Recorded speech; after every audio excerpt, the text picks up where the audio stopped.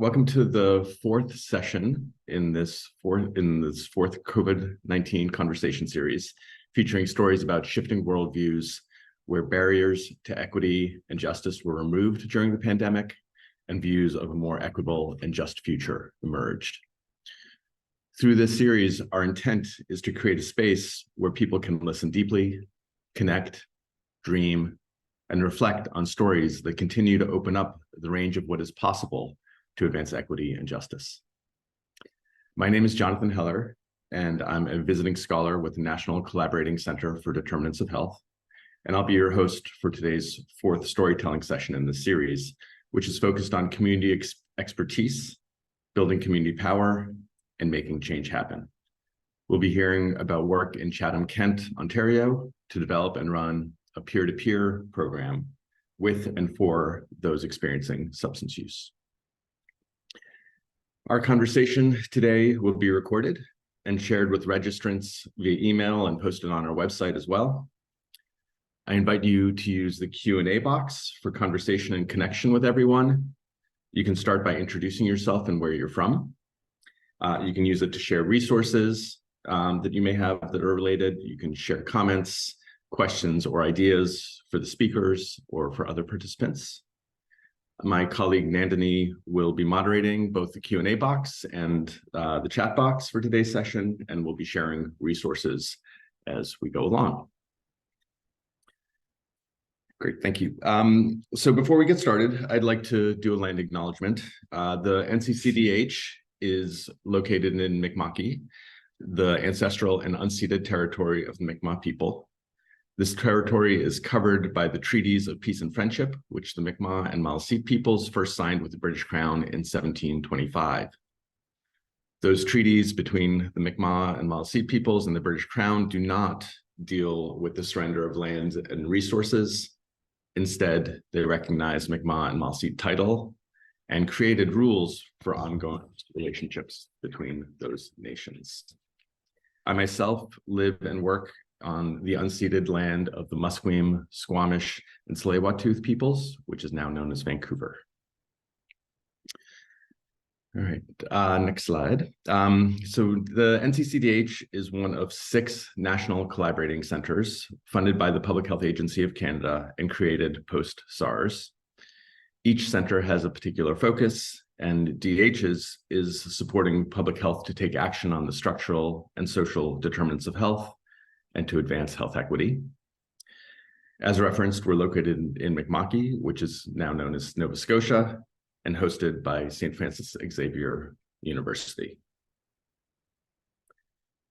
Today's story is about community expertise, building community power, and making change happen. And we have 4 wonderful storytellers with us today who will be essentially doing a Q&A with me to talk about this peer-to-peer program.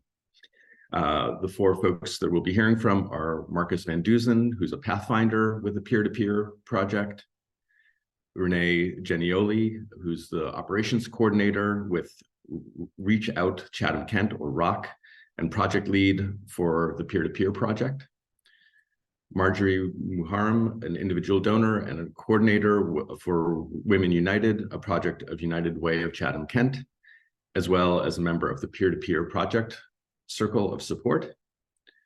And last but not least, Lindsay, a public health nurse with Chatham Kent Public Health.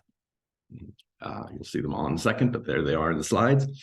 We're going to do this essentially in 4 sections. We'll have some intros and set the context and give you the background for the project.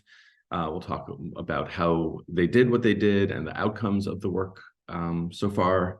We'll have some time for questions from you all. So if you have questions, please do add them to the Q&A box.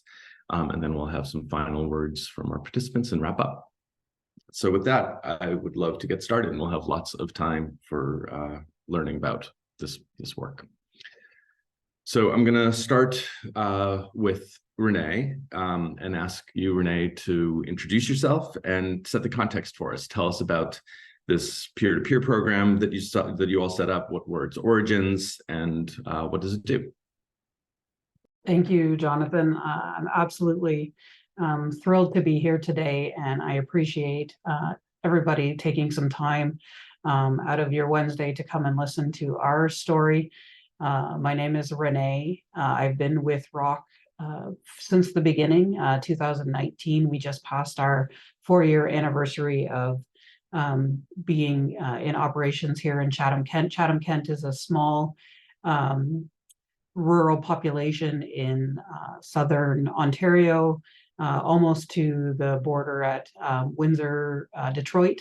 We're about an hour's north of that. We are very rural. We have a very quite a large land space, but very small communities making up that, taking up that land. Rock in and of itself began as an organization, an outreach organization. We target people that are experiencing homelessness, and of course with the intersecting substance use, mental health issues. And we found throughout COVID that of course, as it does everywhere else, has disproportionately affected the people that we serve. Definitely the opioid crisis has touched us no different than it's touched every other community in Canada. And what we do is we go out in the beginning. Let me give you the beginning story. Sorry, I'm getting ahead of myself. In the beginning, our co-founders were volunteering for another organization and found that there were people that weren't accessing traditional services. Up until 2019 or in and around that, there were no shelters in our community. There were no drop-in centers. There were no real place for kind of casual drop-in for people experiencing homelessness. We're very much full of traditional brick and mortar services, but there was a gap in that service, as there still is to a degree. So our co-founders decided one day to go out and try and determine why weren't people accessing there was a 10-bed overnight men's shelter, and why were there still people that weren't coming in to look for services there. They took 14 lunches, walked down the main street of Chatham. It's one of those kind of Hollywood-ish stories. They found people, and we have since grown quite exponentially in 4 years. Currently on our outreach services in our big city Chatham, we're serving 300 people. We have a smaller community by the name of Wallaceburg, where we're also now doing outreach, serving 120 people. And now Rock has drop-in centers in both Chatham and Wallaceburg, where we're serving anywhere from 20 to 60 people a day in our buildings. What happened with peer-to-peer? How did peer-to-peer start? So back in Jordynne, please correct me if I'm wrong, I want to say 2020, we decided, our support team decided to bring in what is sometimes traditionally known as a few of our den mothers, our ladies who have who kind of run the unofficial drop-in centers. They have out of their homes. They bring in people. They allow people to crash. They operate as unsanctioned safe consumption sites. These ladies were taking care of the community when there was no other services taking care of them. So we brought the ladies in to try and determine, what can we do to help them? What can we do to support them? How can we, in some way, ease their burdens? And then Jordynne and another colleague from public health came to us and said, we can get some funding. We want to apply for this COMCAP initiative grant. Let's get some funding and see what we can do. And I was so green. I genuinely had no idea what I was getting into, which I think is amazing. For 3 years later, and the gang that we have is overwhelming and stunning and amazing. And we did it. So we took that little piece of COMCAP funding. We took a support team of, Marge from United Way, who now has come on board officially, and a few other organizations. We had a few other people come in as support people, and we just learned, and we talked to people who had been doing this work before, and we still talk to other organizations that are ahead of us or teach us how to support our peers. We took our educated, and me, I'm not traditionally educated in any of this kind of work. So they're teaching me, and I'm trying to learn how to lead the best way that I can. But we in the course of these years, we have just about flipped everything we do into peer-led, peer, anything that has to do with peers is led and created and helped and run by, because we've learned ultimately that the phrase "nothing about us without us" isn't just a phrase. The people living in and experiencing homelessness, substance use, mental health issues, the entirety of that,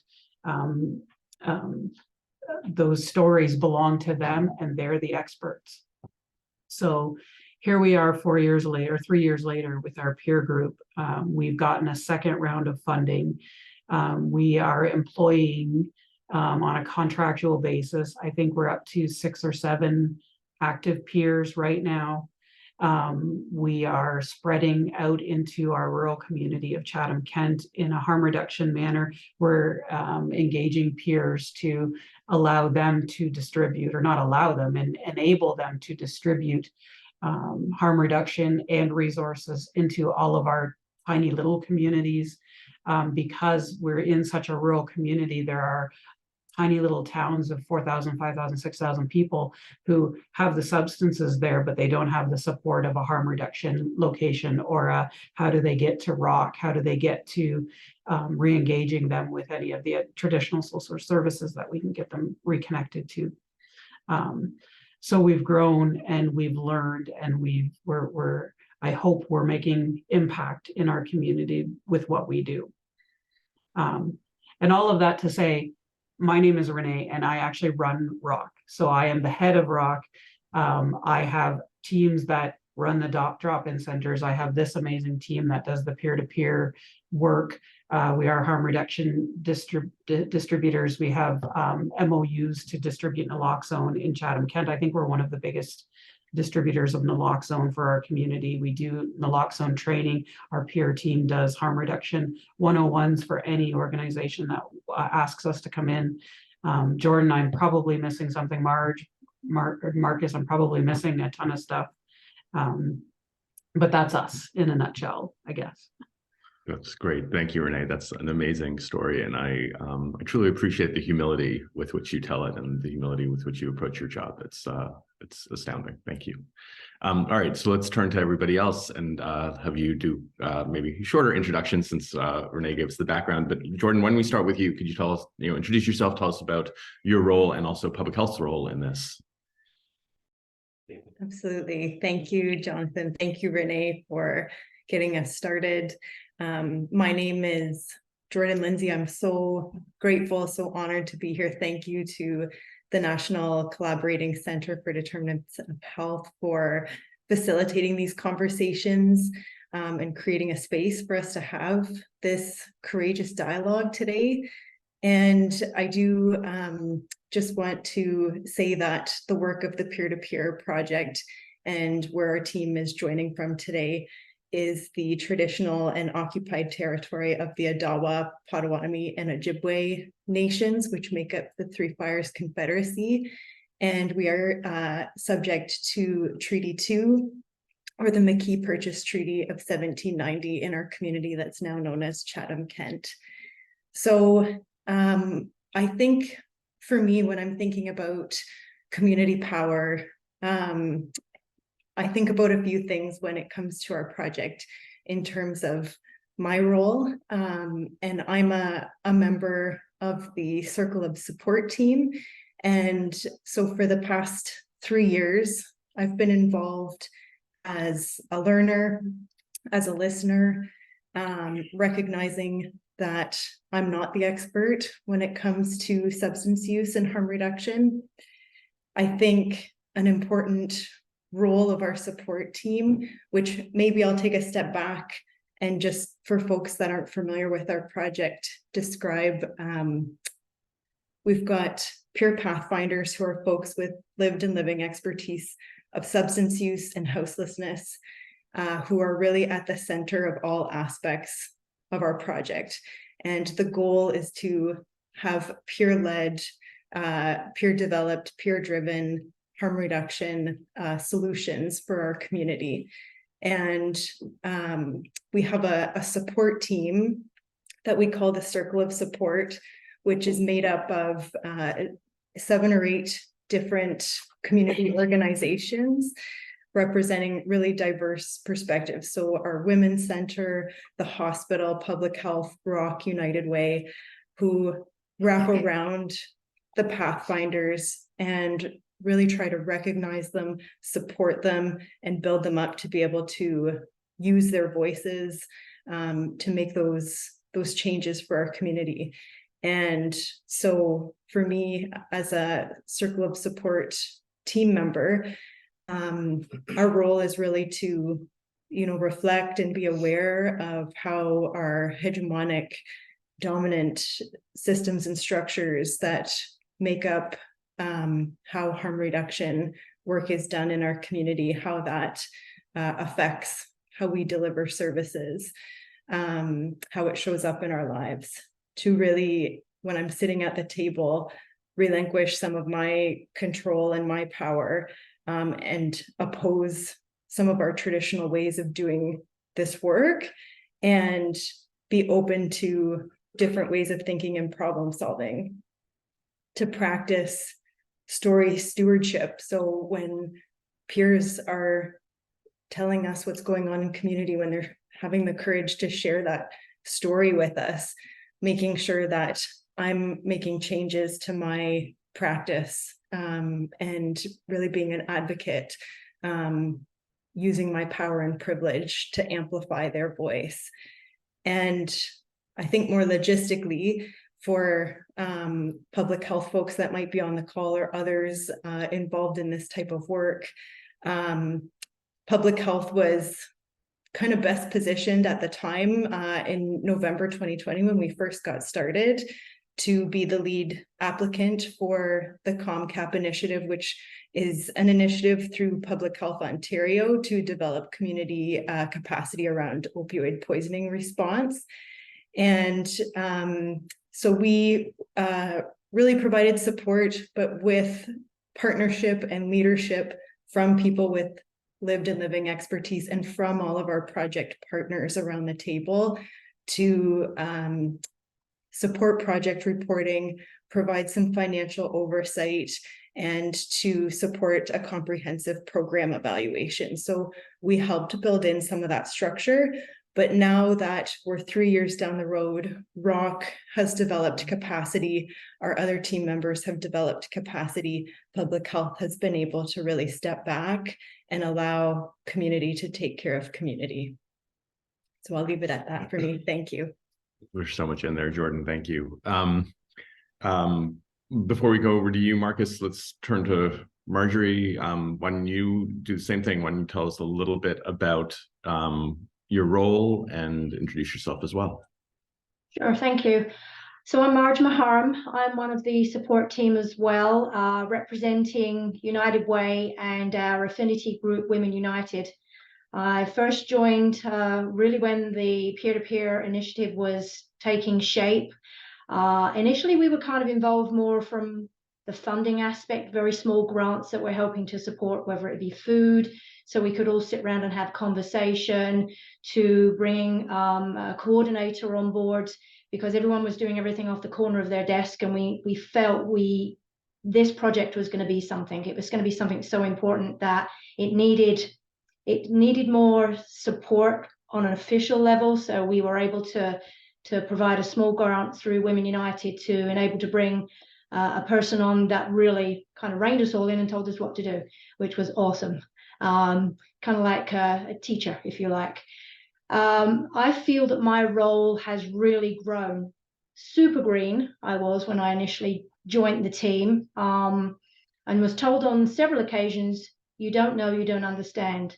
And I would absolutely agree with that. I didn't understand, but I was there to learn and to help and provide any support that I could. So I kept showing up, and I kept showing up, and I kept showing up. And here we are 3 years later, now part of the team of Peer-to-Peer, along with Jordynne, Devon, and Jen, who are other support team members as well.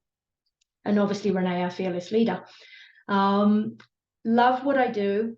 Really, it's not a job. It is a passion. It is something that I feel that we need to educate our community on, because it's a kind of a conservative community.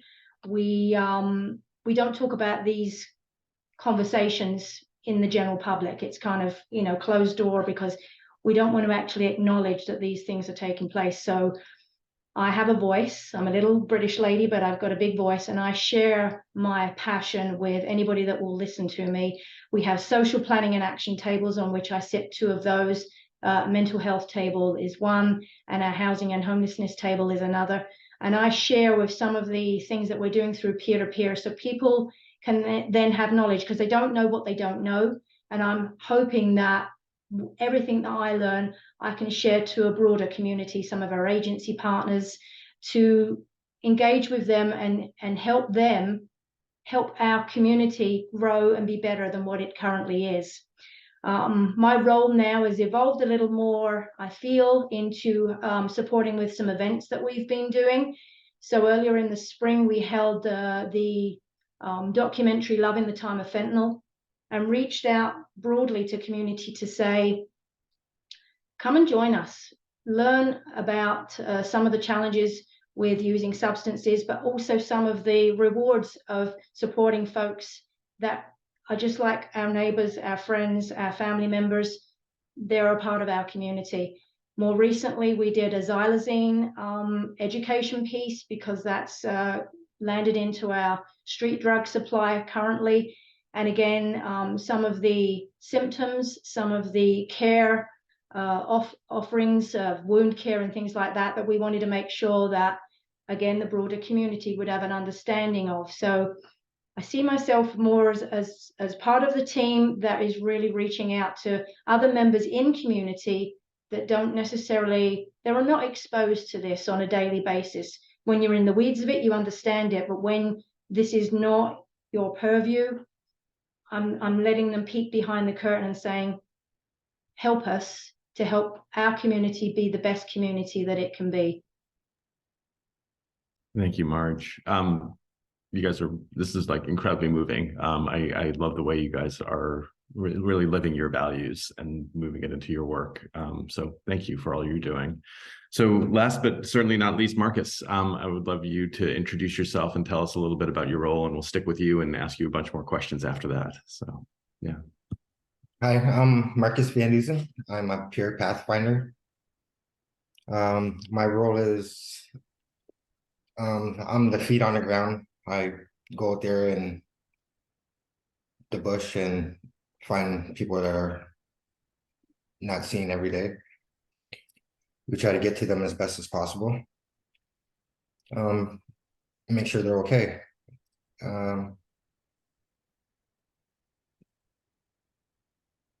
I've been with Rock Missions for about a little over 3 years. I love my job.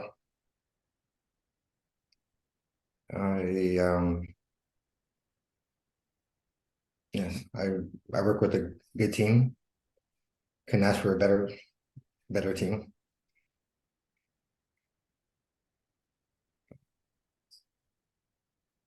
So, it's clear you've got a great team there too. But I want to stick with you, Marcus. Talk more about how you actually do this work. It's one of the questions that we received when people were registering for the webinar. How do you engage peers, and how do you address addiction in the community? Well, personally,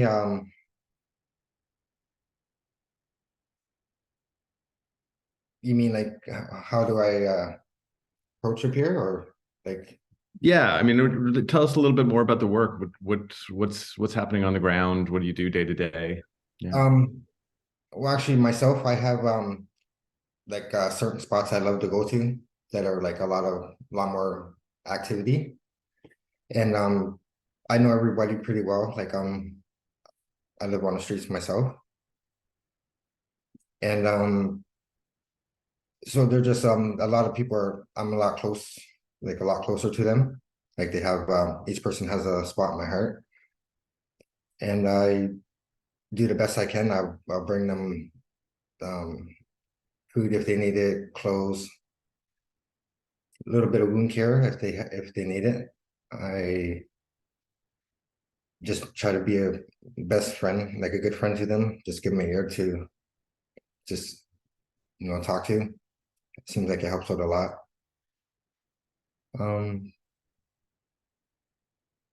Yes, and just try to meet all their needs like as best as possible. Thanks. And one more question for you, Marcus, before we open up to others. People have talked about empowering the folks you're working with through this peer-to-peer program. Can you say a little bit more about that? How does the project help people find their voice and feel empowered?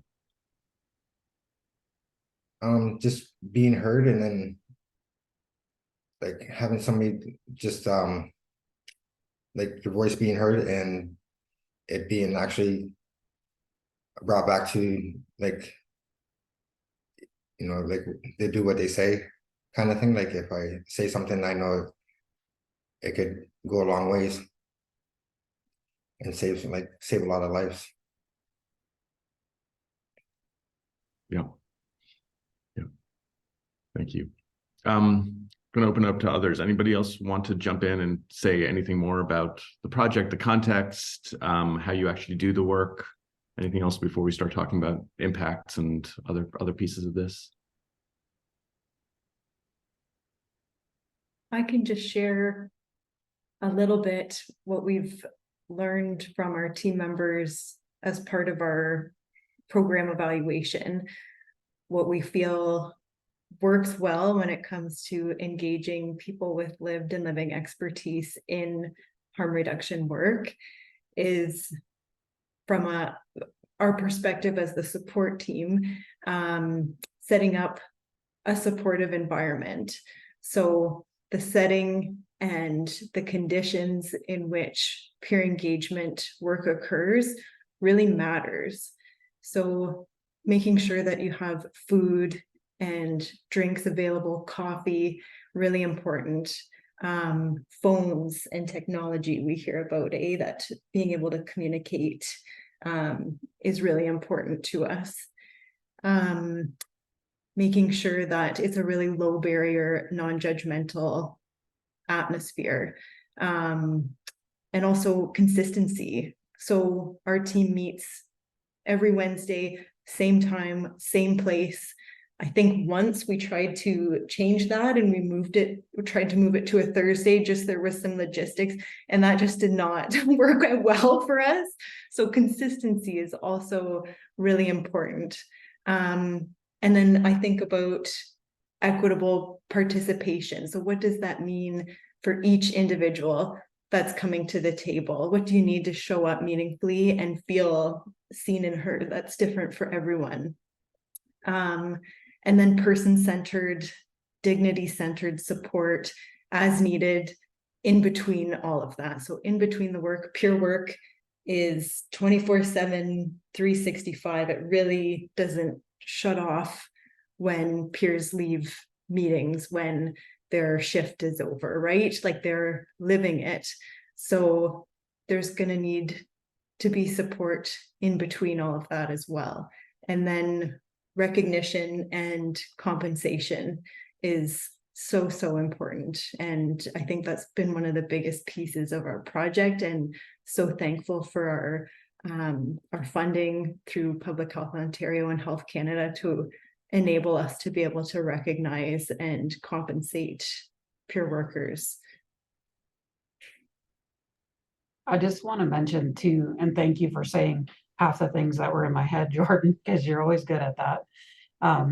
We worked very hard from the beginning with ROC to, like you were mentioning, Jonathan, to live our values, because we find that, and sometimes unintentionally, peer work becomes a checkbox for other organizations where they can say, oh, we queried a couple of the people with lived expertise and and then they go ahead and do the work the way they want to anyways. Well, if we can't support the words that come out of our mouths and actually live and breathe and work the way that we claim we do, I can tell you, and one of our Jennifer Richmond, who is actually with ROC, put in the chat that Marcus undersold himself, because he did.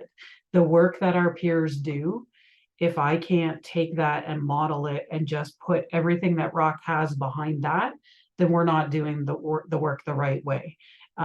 So it's just so important for us to recognize and to have that humble, I don't know. I am a person of privilege that has no knowledge of what it's like to spend a night on the street in Chatham Kent and do what Marcus does and connect with all of these people, because he knows them all, and he knows them all from, you know, in so many different ways. I mean, I can't even speak enough to that. So just to have a genuine and doing the hard work with them, not for them, not, you know, with them, behind them. I don't know how else to say that in such an emphatic way.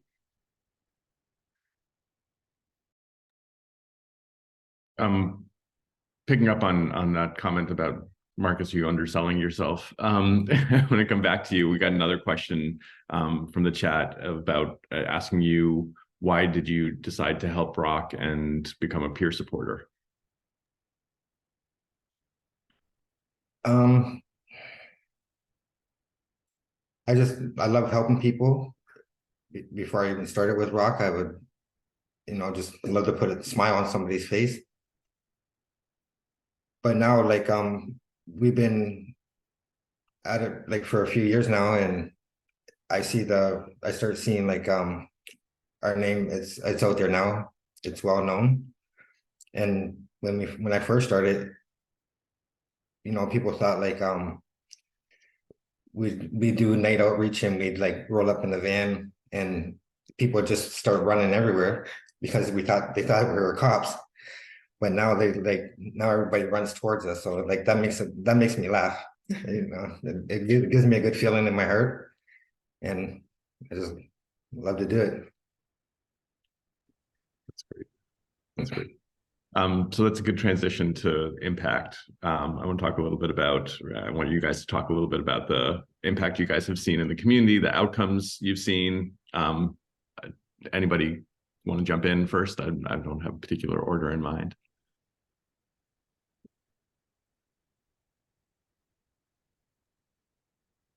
I can go first. We were really lucky to open. We didn't have a Chatham permanent location. We were working out of an office out of the United Way, so we didn't have like a drop-in center here in Chatham. We did in another city, which is a totally different community.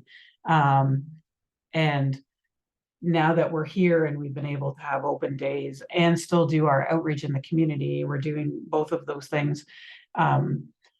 It's amazing to see the people that will walk in the door, because what Marcus has said is true. And we have a bit of pride and joy in our reputation in the community, because they know that the people that we serve know that we're here we're just about them.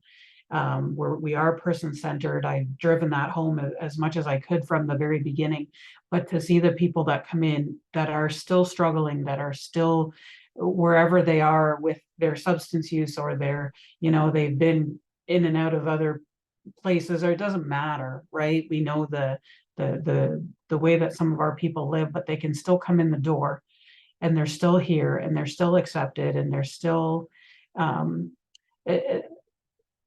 the people that we serve sometimes don't have an open door to them in the community, but they know that they can come to us, and we're not gonna judge, and we're gonna give them what they need. So having that reputation in the community shows to me that we have impact.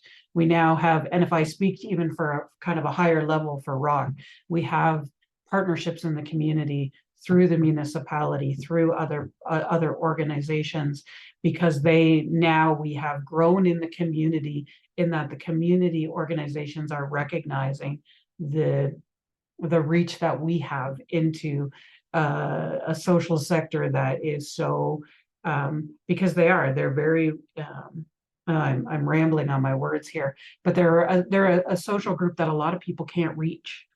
If there's a heat emergency coming through the summer, they know that they have to come to us because we have the ability to get out there, boots on the ground in the community, through our peer group, through our outreach teams, and say, okay, we need you guys to be safe. How can we help you?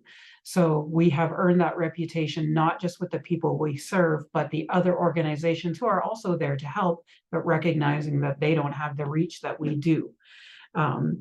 Which is important to me as the head of the organization, to know that our community is finally paying attention. Our community has finally said, okay, there is homelessness in Chatham Kent. There are people that have issues with substance use, and they're struggling and they need help, and they are people and they are valuable. How can we support ROC to support them, I guess? Does that make sense, Jordynne, Marge? Marcus, I'm rambling again. Go ahead. Anything you want to share about what difference has the peer-to-peer project made? It's made a big difference, especially in Chatham. I used to bring my son to the park a lot, and I'd always find like rigs and stuff like just around the park area and stuff like that. And like, but like now when I go out, I see like you see bins and some spots, like places where people can throw, and just those alone are saving so many lives from like people catching diseases and stuff like that. And just little things like that make a big difference, like in our community. What do you think about people being able to get harm reduction supplies and naloxone, things like that? Yeah, we also bring bring supplies to the people, and we'll take their old stuff and get rid of it safely. What was the other question? Naloxone overdose response. Yes.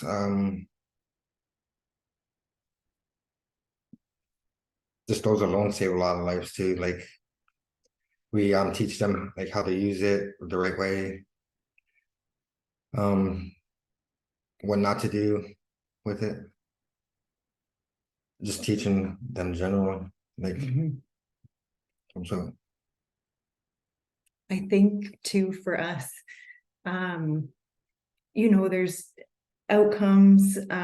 Sometimes I think about the numbers, and I did just crunch some numbers of the work that we've been doing, because some people like numbers. We tend to be more story people, but we have facilitated 17 harm reduction workshops with 14 different organizations in our community, reaching 467 individuals. So these workshops are peer developed and co-delivered by peers to teach community agencies about harm reduction and drug poisoning response. We've had 324 outreaches since the project began, and that's just in Chatham. And peers come with the outreach team to locate and connect with people in community, to deliver harm reduction supplies, and provide education and support to people about how to use substances more safely, including naloxone and drug test strips. So things like that. We've had 156 peer-to-peer meetings with our team, which Marcus and I were both just sitting here going over this stuff like, wow, that went by really fast. But that means that we've had over 500 hours of conversations with our team, relationship building, peer support, knowledge sharing. Yeah, crazy. And we've had 7 different memorial events to honor loved ones that have died due to the drug policy crisis and the houselessness crisis in our community that, you know, might not have otherwise had a funeral or a service or anything like that. we've had 12 different community engagement events hosted by the peer-to-peer team. We have a comprehensive program evaluation, and we're currently working with Loss and Health Research Institute to do an ongoing evaluation with our SUAP project now. And we've interviewed 60 people with lived and living expertise. So those folks were able to have their voices heard and included when we're gathering assessment data around harm reduction services. You know, what are the needs in the community around those kinds of things? And then just, you know, impact wise for our team, I think about since we started, we've got this incredible support team. That's a really like reciprocal network of support. So not only are peers important to the communities that they are from and represent and work with, they are so important to the organizations that are a part of this team, and the knowledge that they share with us, there's a ripple effect that happens, right? And so when peers come and share knowledge, their expertise, the support members around the team bring that back to their organizations and advocate for changes. They make changes to their own programs and practices. And then not only in their professional roles, there's conversations that are happening in their personal lives too.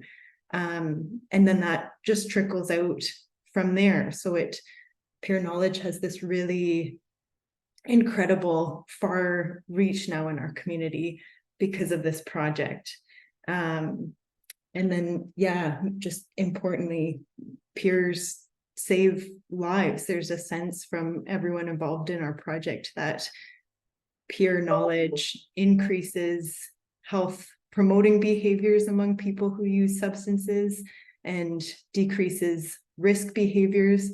And it reduces, you know, when you put peers in, when you involve peers, we're reducing the amount of fatal drug poisonings in our community. So yeah, I think I'll leave it at that for now. Really amazing. Thank you. So we're getting some excellent questions in the chat and in the Q&A. I'll just call your attention, if you're not seeing them, somebody asked about the community's response to showing love in the time of fentanyl, and Jordynne responded that the response was very positive, although it's a heavy documentary, very real and raw, but it's an amazing piece of art and an incredible story. And then, so keep typing your questions in. But building off of what you were just saying, Jordynne, there's a question here about have attitudes in the community you work in changed as a result of the peer-to-peer program? And specifically for Marcus, have you seen attitudes change toward the population that you serve as a result of the program? Yes, quite much actually. Like a lot of people didn't really know what to think about rock missions. There's a lot of stigma that would go on. It's kind of hard to say that. Marcus, tell the story about when the cops showed up at the house and you were out back and you were trying to deal with that situation. Well, we just opened up whatever the house, and I was keeping an eye on the place, and there's a lot of people in the back that were using, and the cops ended up getting called, and they just kind of they just left it kind of just let me handle it. So doesn't seem much, but to me that means a lot, because they're just let me deal with it kind of and yeah, they didn't give us no trouble really. That's amazing. Yeah, instead of criminalizing the behavior, they let you just take care of it. Yeah, Yeah, Okay. just- Yeah. Margery, you've been a little quiet. I'm going to call on you to answer this question too. Have you seen attitudes in the community change? From my perspective, it's a slow process. Like I mentioned earlier, we are quite a conservative community. So changing minds and hearts is a work in progress. But when we've got these passionate voices from so many different organizations, and it's almost like the more people that we can involve, the more people that we can bring in, we're sharing the story, we're sharing what we're doing, it's breaking down barriers. I know our next project for storytelling, if you like, or an event will be to do with stigma, because there is still quite a bit of stigma that takes place in certain environments at the hospital and places like that. So it's educate, educate, educate. Thank you. Thanks. So another question in the chat is, and I'll read the whole thing, peer supports are invaluable, exclamation mark. And I agree. Some may be in the process of recovery from addictions. Peer support may be triggering for some. What supports are in place for the peer supports to help them deal with the potential triggers that may be a catalyst for turning to using substances? So what supports do you have for the peers is essentially the question. It's a very interesting question that I think we talk about that a lot. And I have to say that I'm eternally grateful for my team, because while some of them are way ahead, Jordynne, I was saying earlier to myself that I have the ideas in my head. Jordynne has the ability to verbalize and to bring it all, put it out there very eloquently. But I think we as a team are so cognizant of the struggles, and we trip over ourselves. We make mistakes. But because we recognize how hard the work, and we know how hard the work is for us, let alone how hard the work is for our peers. Like Marcus is a perfect example, and some of the others where we know they're working 24/7, and we know that they live in a completely different kind of world that we live in. How do we put that support in place? I don't know. Every day we have to answer the phone. Every day we have to make sure that we're checking in. We have such good check-in processes. I think these guys do it so well. Every Wednesday when we meet, we take that first piece of our meeting and let's do a check-in. Where's everybody at? If one person comes to me and says, I think this person is struggling, there's always that other check-in. There was I don't know if even some of this is not even policy driven. It's just it's just being aware, and it's being so immersed in that we know that we don't know. Marge says it all the time. We don't know what we don't know. But if we don't ask the questions either, and we aren't doing the check-ins, and we're just making assumptions that all is tickety-boo, we're not doing a service to our peers. I don't know. I want to hear what Marcus thinks about that. How do we support you, Marcus? What are in some of the ways that you feel like we're behind you?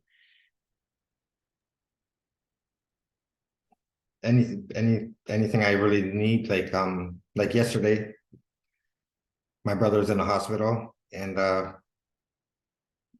called Jordynne and Renee, and Jordynne gave me some ideas of like what to do and what I should do. And Renee was Colleen was there to support. I really don't like to bother you too much, Renee, because I know you're busy. You are. I'll give it. Yeah, you're busy. But I know you'd be there though for me. You guys are always have my back, 100%.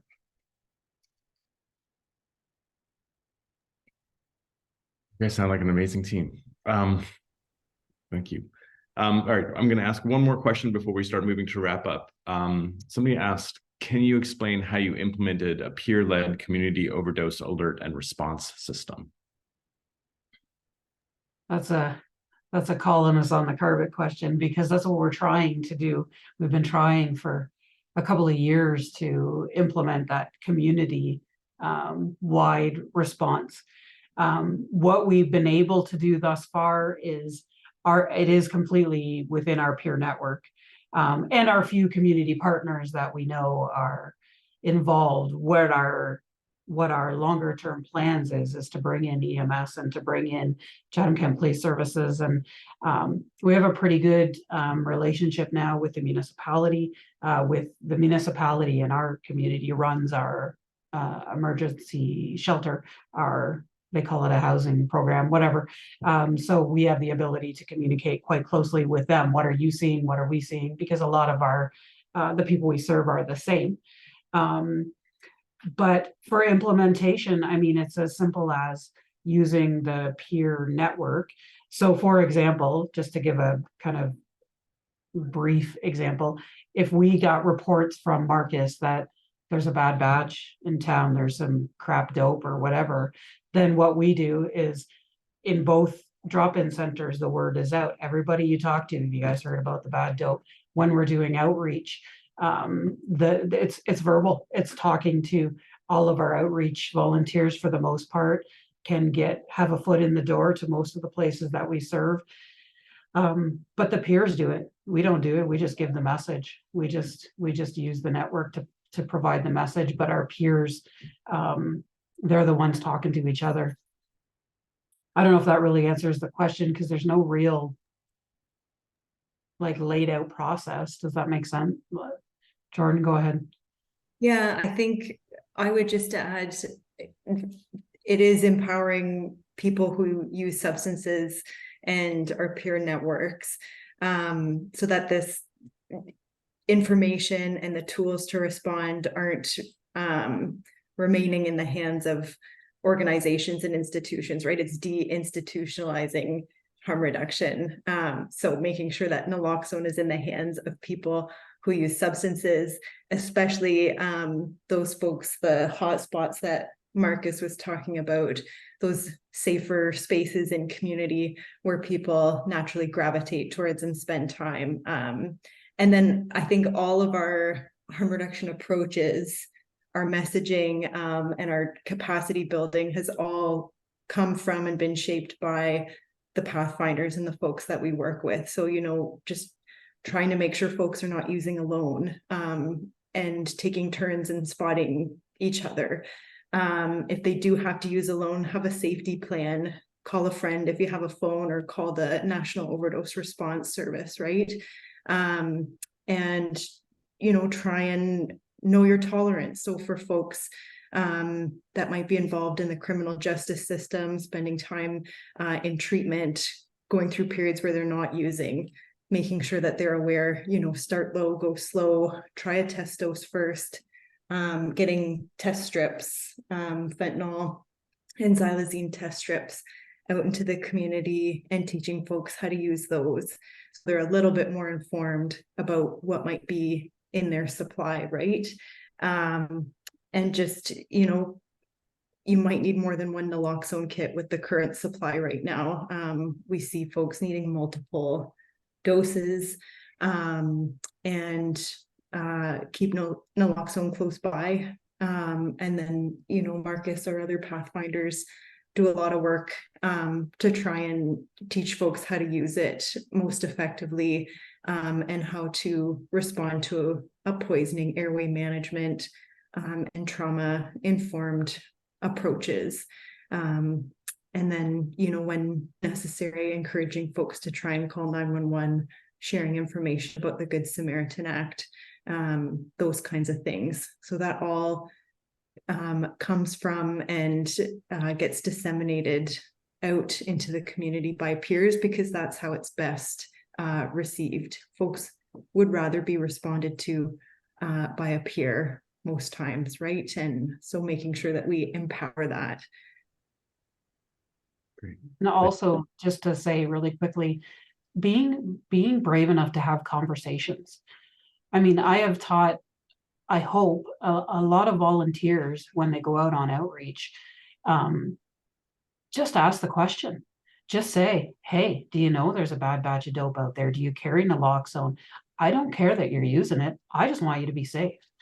Most people can just, I mean, as soon as they recognize that you're not coming at them from a place of judgment, and you're not coming at them from a place other than just caring about them, that there's just a more connection or a better response to that. Having a brave conversation with someone. There isn't anybody that comes through these doors that I won't ask, what is your drug of choice? How can I help you? What do you need? Do you need a pipe? Do you need an naloxone? Please carry it. I don't care. I just want you to be alive. Right? So having brave and honest, genuine conversations with people. Thanks, Renee. All right, we only have a few minutes left, so I want to move to closing. So maybe people could just give super quick answers. One of the questions we got from the audience that we haven't had time to answer yet, but is a good closing question, is what's next for the peer-to-peer program? So maybe one of you could just take 30 seconds or a minute to answer that, and then I'll come back with the closing questions for others. Go, Jordynne.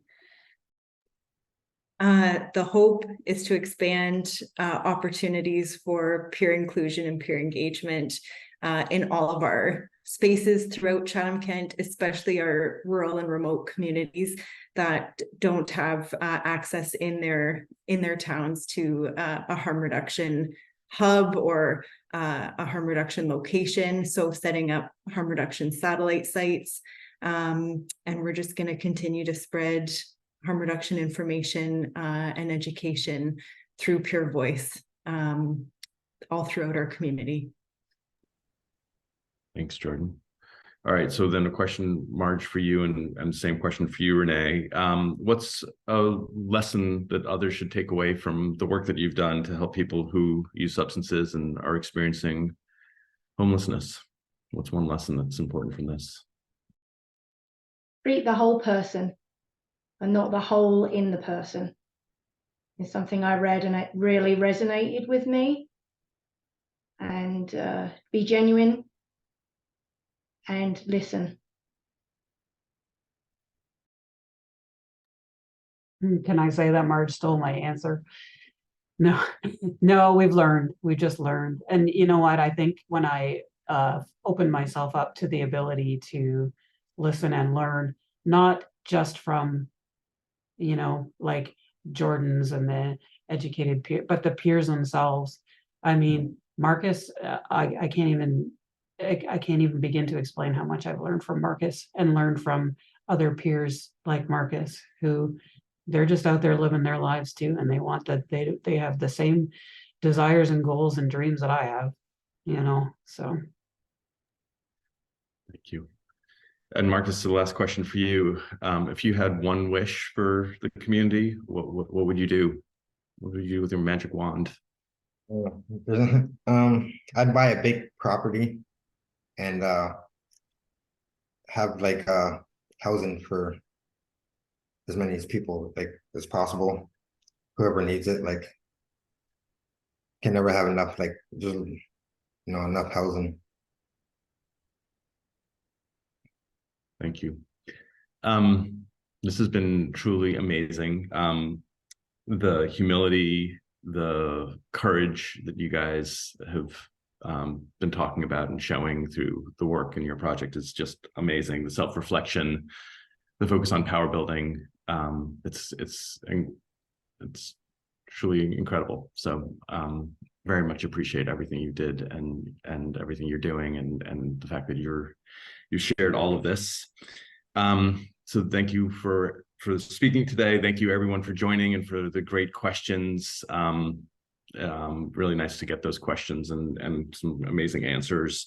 Up on this slide, you'll see the names of people who are part of the joint planning group for this 4th COVID Conversation series. They helped shape all of this, and much appreciation to their involvement. And this is the last of the series. So thanks for participating. The series, as I said at the beginning, is focused on shifting worldviews and telling stories about advancing equity and justice. I think our panelists today did an amazing job of that. And there's a link here to a survey, evaluation survey. Please click the link. It'll also pop up when you close out of the webinar. It'll only take 2 minutes, but we'd really value your feedback. So I'll close by saying thank you again to the panelists. This is truly amazing. I love what you're doing, and it's important work. So appreciate it. Thank you, Jonathan, and thank you to the National Collaborating Center for Determinants of Health for asking us to be part of this. It's been an amazing journey that we are so grateful to be able to share with everybody.